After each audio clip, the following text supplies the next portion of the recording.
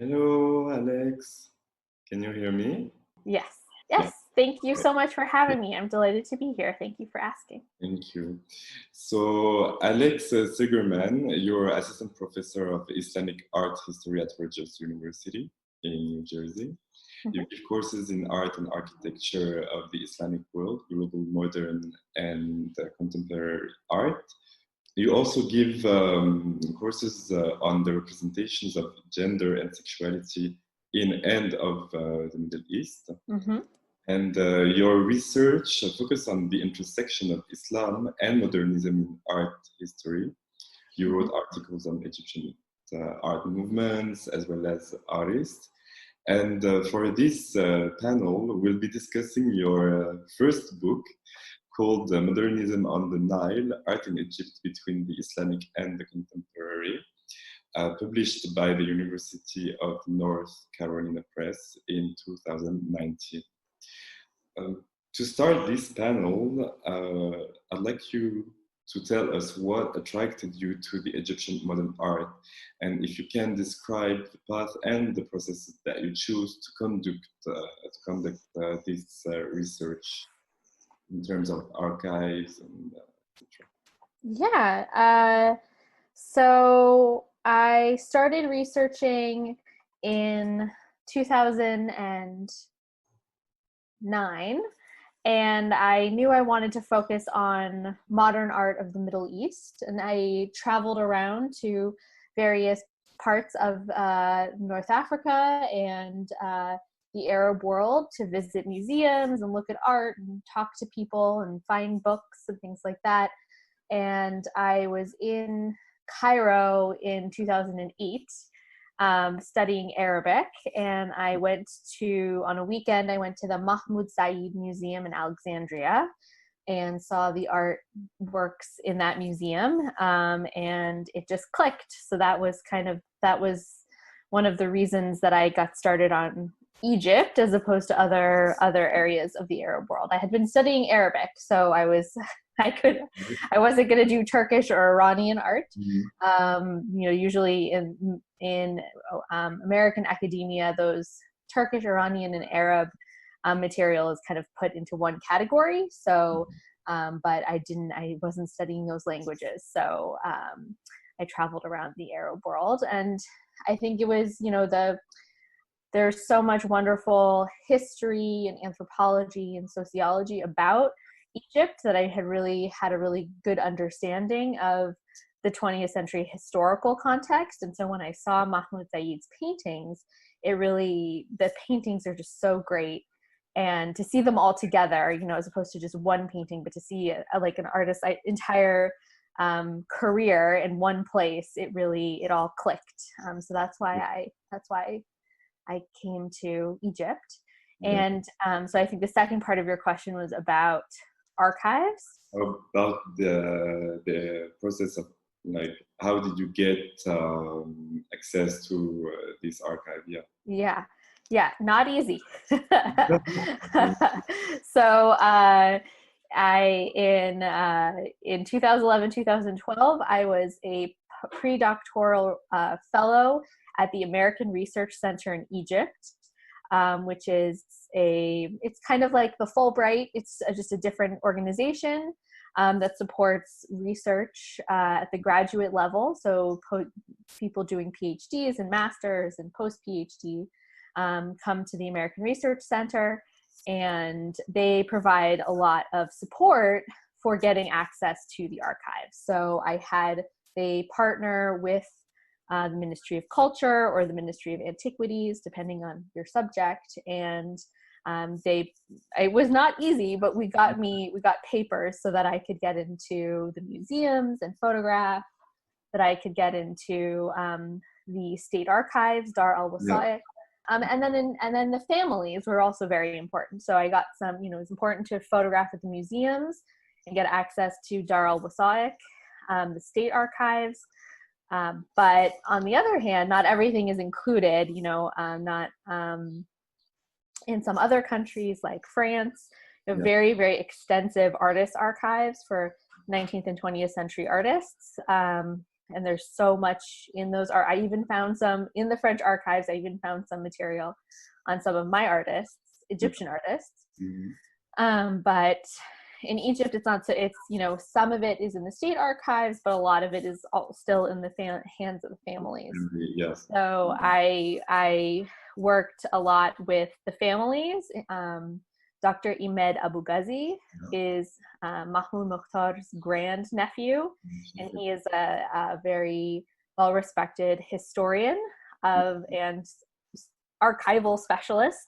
So he has a great archive of Mokhtar's work, and so he was very helpful. I worked a lot with the family of El Ghazar and the family of Mahmoud Said as well. So it was kind of both state archives and family. So it was like lots of tea. I drank a lot of tea. There was a lot of tea drinking. In terms of like primary source archival material, yes, the state archives, the museum, the artworks themselves, and the families.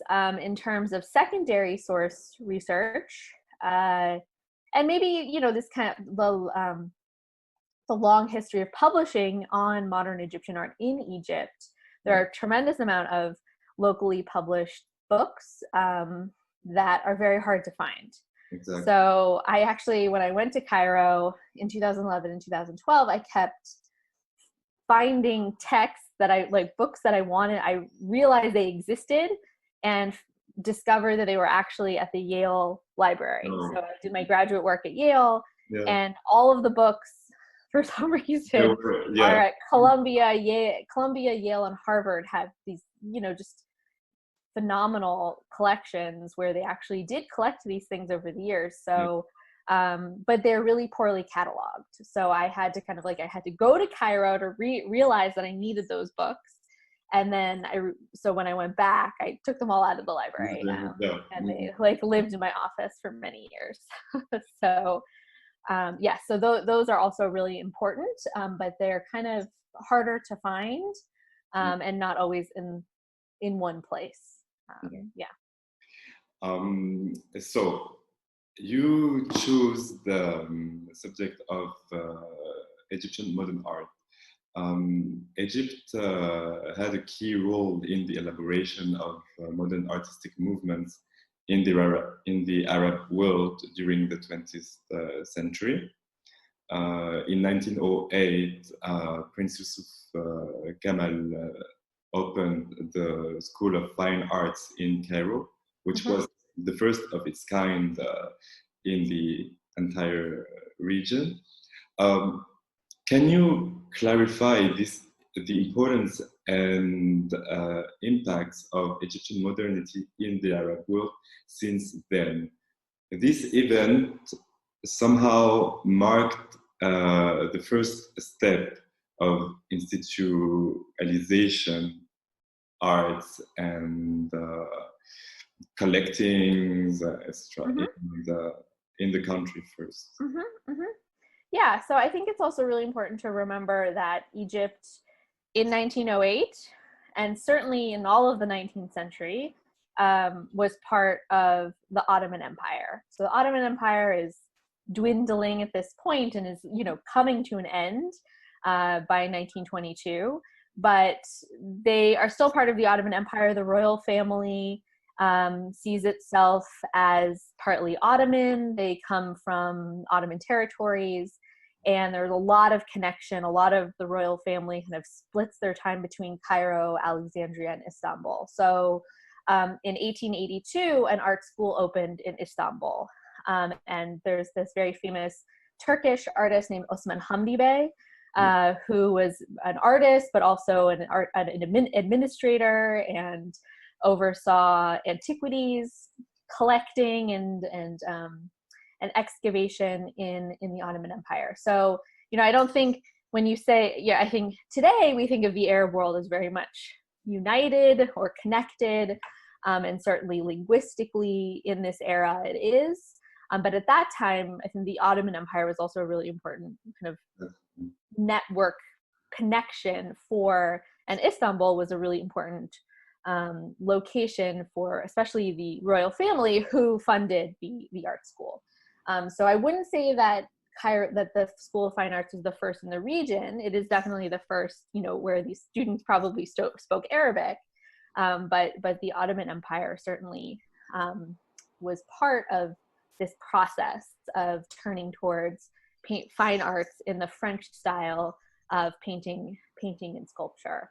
Mm. Yeah, and then Egypt really became and was for much in the later 19th century and much of the 20th century really important cultural, political, economic hub of the region, especially once the Suez Canal opens in 1869. The focus of the Mediterranean region.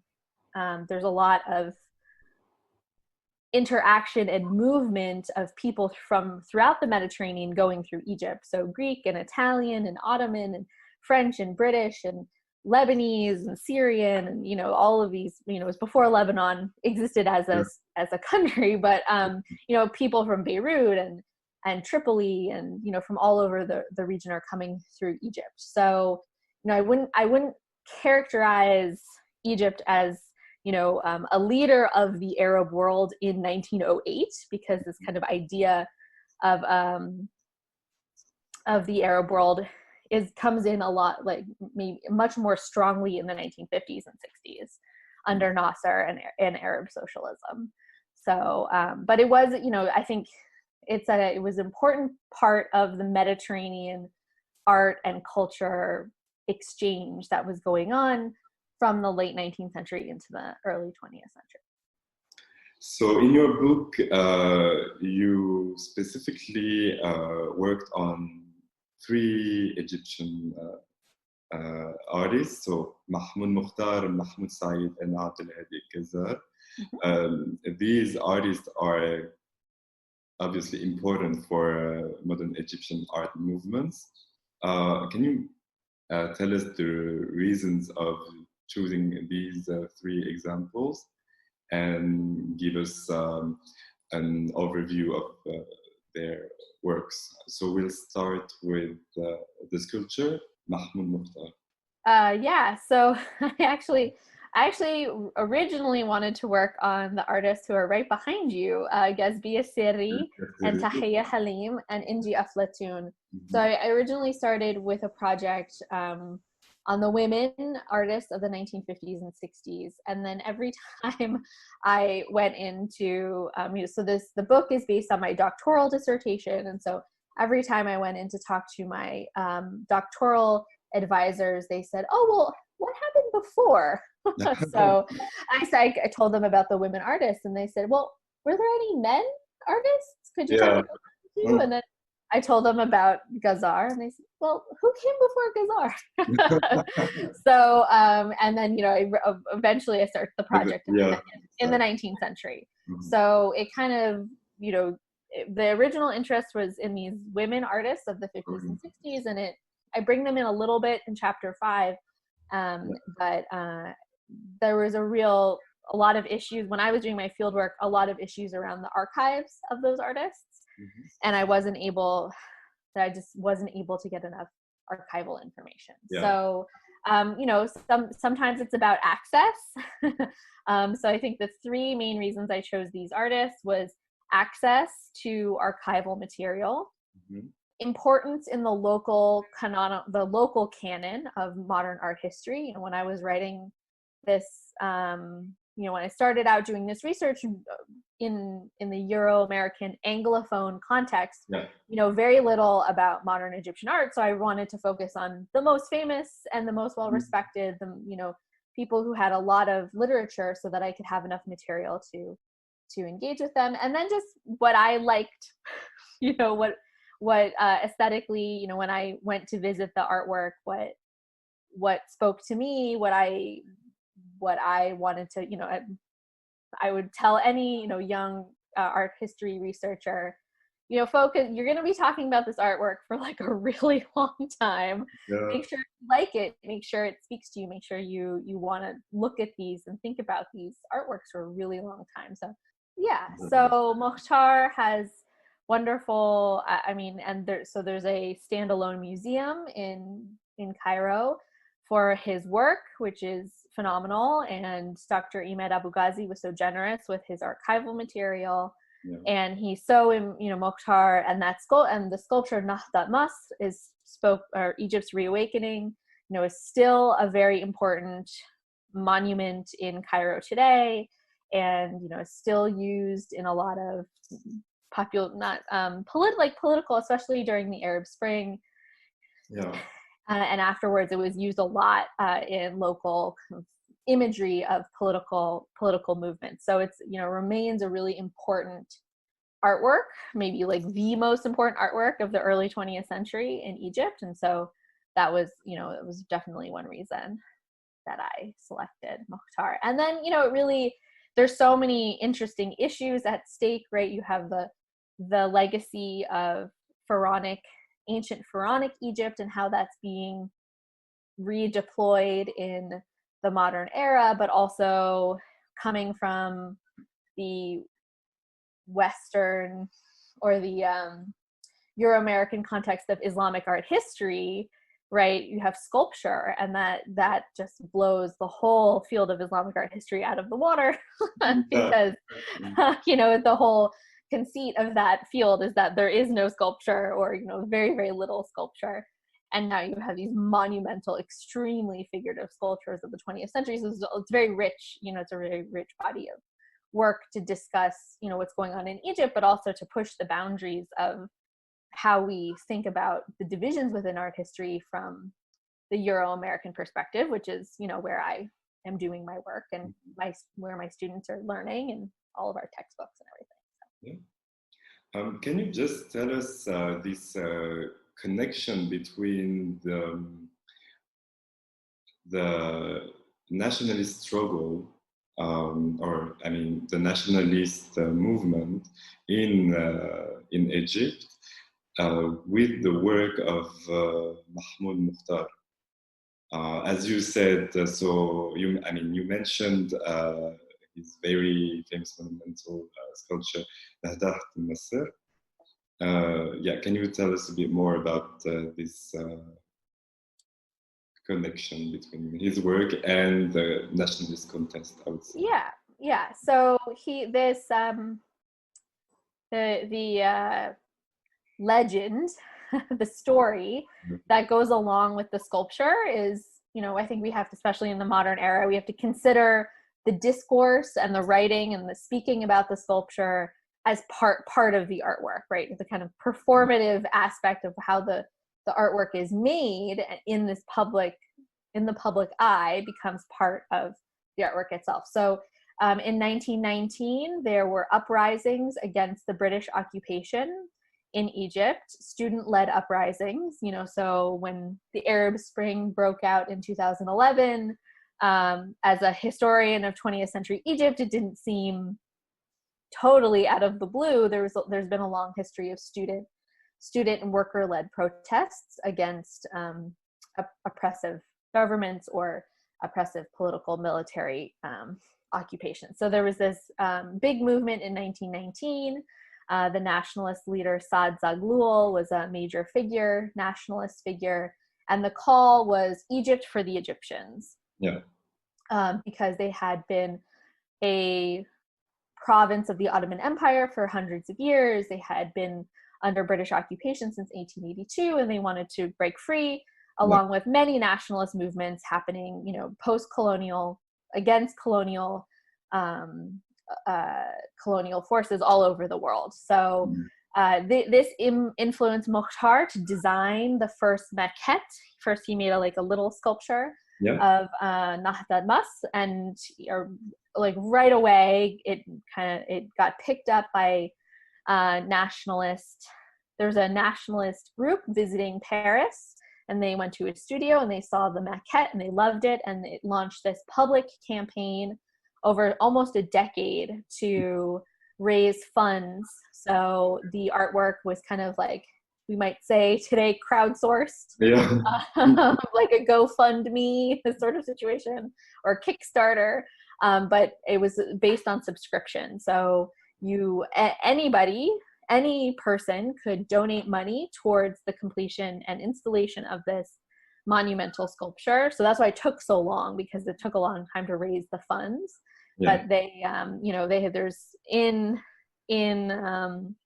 there's documents like within, there's a big biography of Mokhtar compiled by Dr. Ahmed Abu Ghazi's father, Badr ad-Din Abu Ghazi.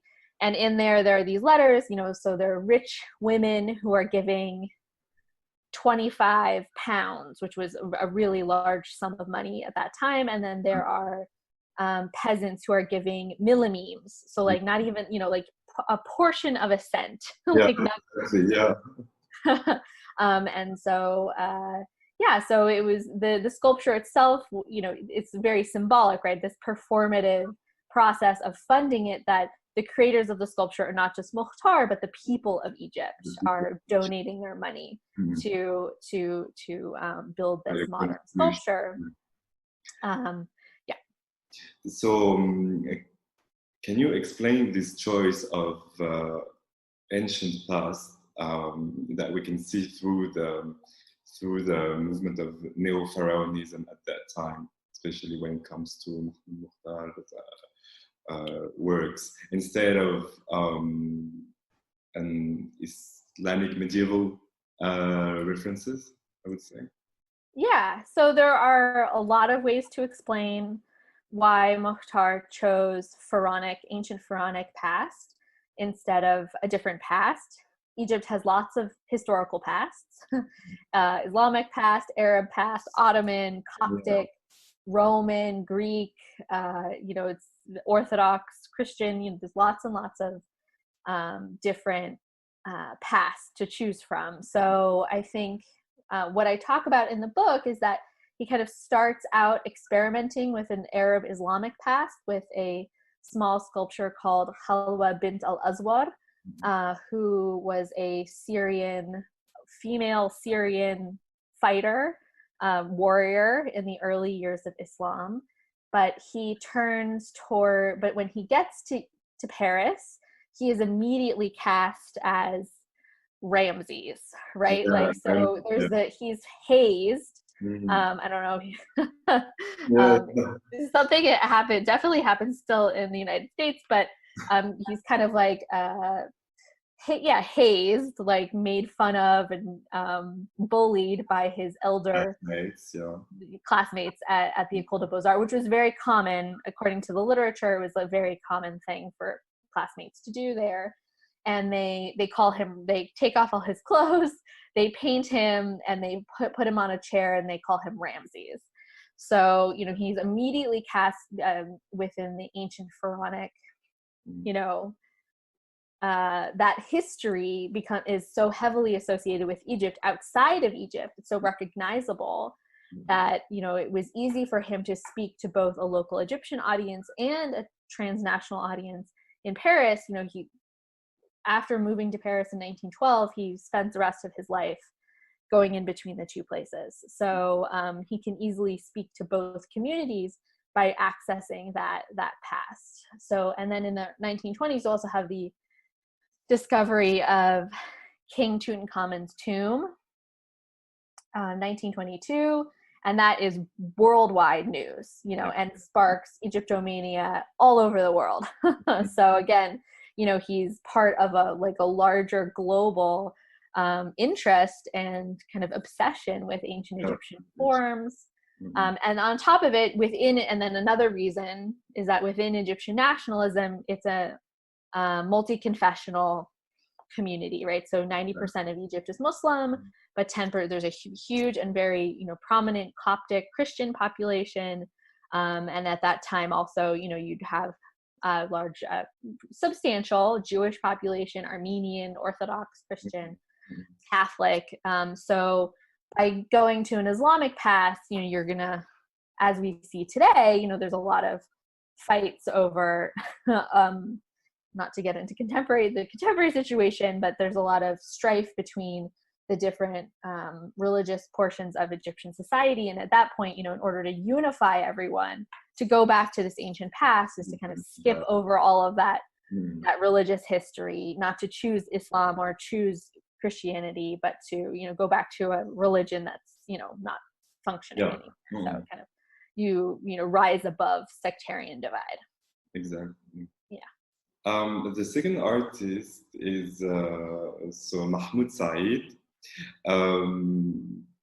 So yeah, you titled the chapter "Lawyerly Luxury of Easel Painting."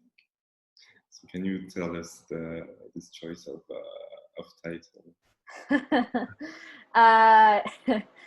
So Mahmoud Sayed was from a very wealthy landowning family. His father was actually prime minister for a few, I call it like a hot second, for like a few months, twice in the 19 teens. And he was sent to Paris, kind of traditional story. He's sent to Paris to study law, but he dabbles in art instead. So he attends the Académie Juliette in Paris, but he becomes a lawyer at the mixed courts in Alexandria for about 25 years. And so, a lot of the local histories don't really talk. They kind of don't talk about his participation in that, in his day job, really. So whereas Mokhtar was a professional artist and, that was his job, Mahmoud Sayed's job was a lawyer, and he painted on the weekends until he retired, and then he painted full time. So many people don't really talk about that and the kind of impact, but the mixed courts are really fascinating legal institution that was very ahead of its time. Developed a kind of form of international law to adjudicate contracts between people of various different nationalities, because Alexandria was so cosmopolitan and people were coming from all over the Mediterranean. They wanted to promote the economy, promote development, businesses and things like that.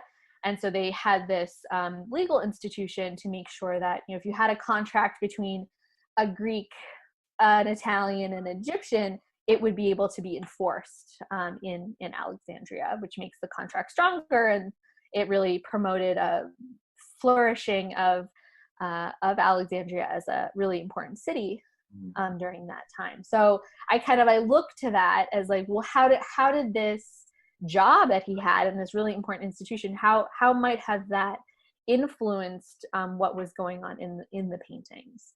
And so I wanted to kind of refocus that, because also, again, like, it's such a rich and interesting kind of rich resource for kind of understanding his context, to look to, this cosmopolitan institution that he was a part of. He produced portraits of people from the high society, right? Yeah. And then we can see, by the time, progressively, he started painting prostitutes or peasants working in the fields, or Nile scene. How did he detach himself from his background, social background? Yeah, I don't think it's a detachment. I think that it's a division within the portraits to establish himself. This is the argument I make in the chapter. Establish himself as a elite white Mediterranean man within this context, to distance himself from indigenous, and here we definitely see darker skinned people, mostly women. He with these works, I think he is, he's in between, so because of the weight of Edward Said's Orientalism, there's this legacy of seeing the colonial relationship as colonizer and colonized, but of course doesn't always fit precisely into those two big categories. And so he's kind of in between. He's not the colonizer. I mean, he was born in Egypt and he speaks Arabic, and but he's from an upper class that is not indigenously Egyptian. So he comes from a Turkish background.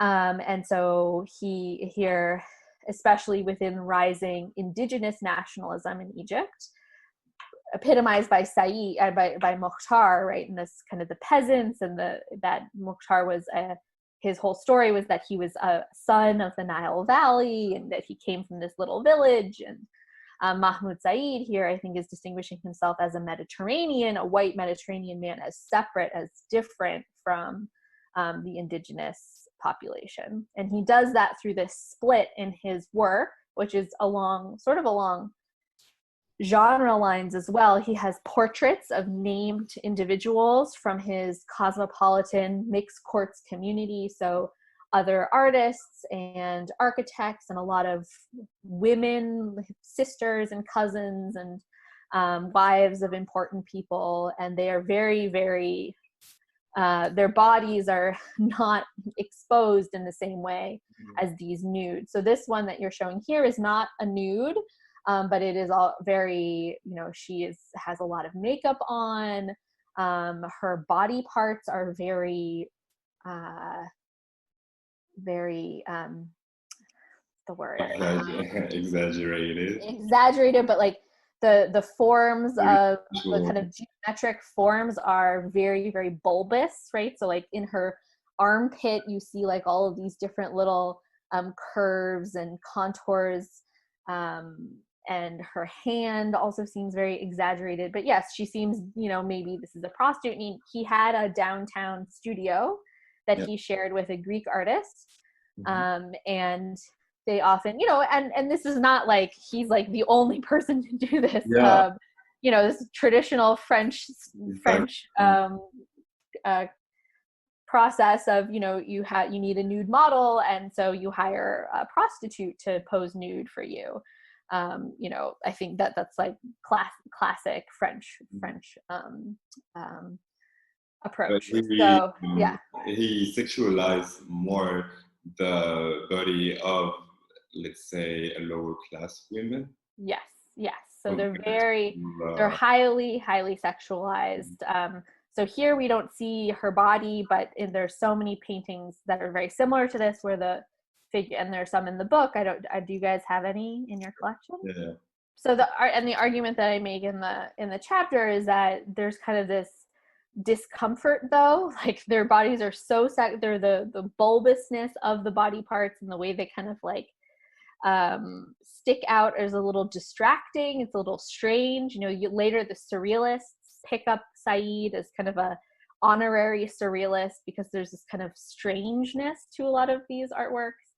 And I see this as, he's trying to distinguish himself as part of this cosmopolitan white community in Alexandria, as separate from this indigenous nationalist movement, but also the underlying discomfort or fear of what is coming, and indeed he's correct, right? Like this local nationalist movement is going to strip his class of its wealth in the 50s and 60s. And so there's this discomfort or fear, and I see like the intense fecundity of these women and their breasts that look almost engorged with milk. They're like overwhelmingly fertile. And I see that as this kind of discomfort with the class. That he doesn't see himself as a part of it, but they have this underlying power that he's uncomfortable with. And in this chapter of Mahmoud Said, there's a part about his landscapes. I'd like you to tell us about this definition of, so in Arabic, intizam al-manzar. Yeah, organization of the view. Of the view. Yeah, can you tell us a bit more about this technique, process? Yeah. So he makes, this is a great painting. I have never really taken a look at this painting before. So this organization of the view, he so he divides his painting along standard genre French genre lines. So he has his portraits, he has nudes, He has landscapes, and a lot of times these landscapes, they're rarely of Alexandria. They're mostly of his travels. He does a lot of Beirut. So they had a family home in Beirut that they would go to over the summer. And there's a lot of Lebanon. And he, is making these really beautiful and kind of contained images of these travels that he's done, within this style of, making an organizing it for the view, and placing all of these, especially these geometric forms. There's a lot of replication in the geometric forms. So here, maybe the way in which the triangular points of the buildings in town replicate the mountains in the background, and the different, he does this with body parts as well in the nudes. A lot of times the body parts of the lower class women that he portrays are replicated in the